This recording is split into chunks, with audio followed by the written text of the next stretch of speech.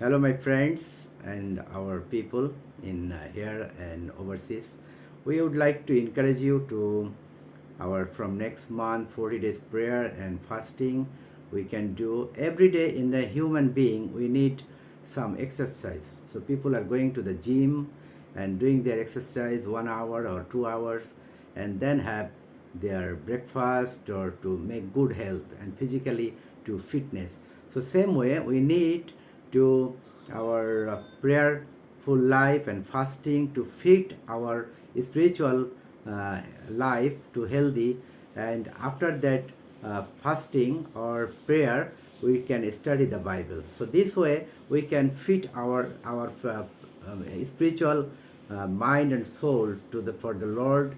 And we believe like same way like what the people do in the gym, sometimes we need to be exercised with the fasting and prayer to study Bible. So we encourage you from next month 40 days you can do that, and we can all together maybe more than 1,000 people. If we join, then God will be shaking this world. Whatever the world, like in many government is fall down, and many countries are economically financially going down. So I think this time we need to prayer and need to more hearing from God, and we need to prayer to change this world. Thank you so much. God bless.